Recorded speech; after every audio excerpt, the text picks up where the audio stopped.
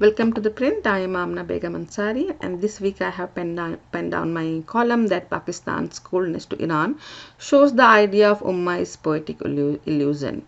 So, the Field Marshal Asim Munir, Pakistan's Chief of Army Staff and effectively the most powerful man in the country, was on a 5-day official visit to the United States. The visit aimed to strengthen military and strategic ties between Islamabad and Washington. But let's not kid ourselves, timing is everything. And with the tension going on in the Middle East, particularly between Iran and Israel, speculation is running wild. Did Pakistan's de facto ruler visit Washington just to exchange handshakes, or is there something bigger at play? Was he there to pick a side? Speaking to the reporter after the high level interaction, US President Donald Trump didn't leave much to the imagination as well. We spoke about the Iran Israel issue. Pakistan understands Iran better than us. They are a key player in regional peace, he said. And just like that, Pakistan's position is no longer neutral geography. For a country that never misses a chance to claim it's the guardian of the Ummah, global Muslim community, Pakistan's silence right now is deafening as Israel pounds Iran, where is the self-declared sword of the Islamic Brotherhood. Their army chief was on a 5-day charm offensive in Washington, shaking hands, posing for camera, sharing polite smiles with the same superpower, arming Israel to the teeth. So, isn't Pakistan betraying the Ummah by quietly playing a crucial role for the Israel-West alliance?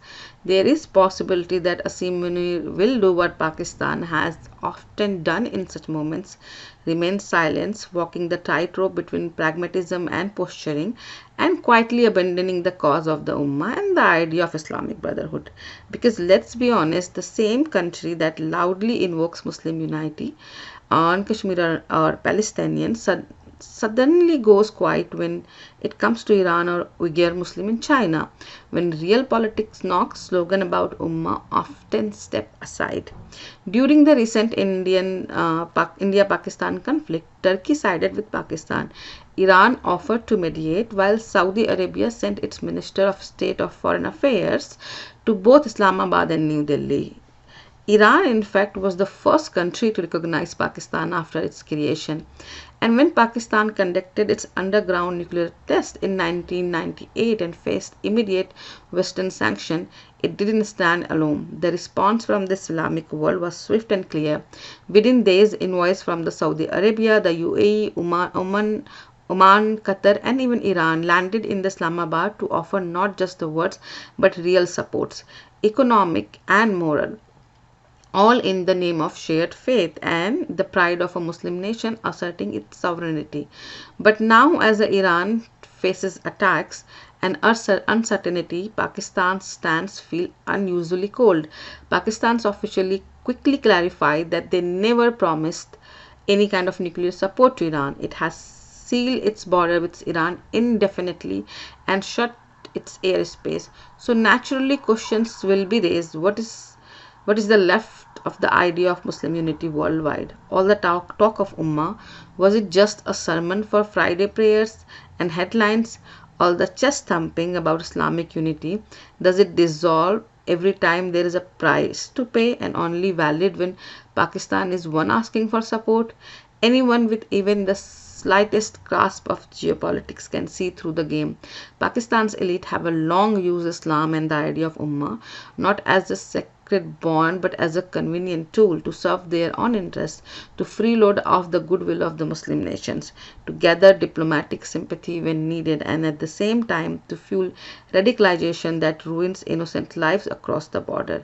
The irony reaches a whole new level when they try to pose as the voice of the Indian Muslim, invoking shared faith as if it's a political strategy, not the matter of conscience.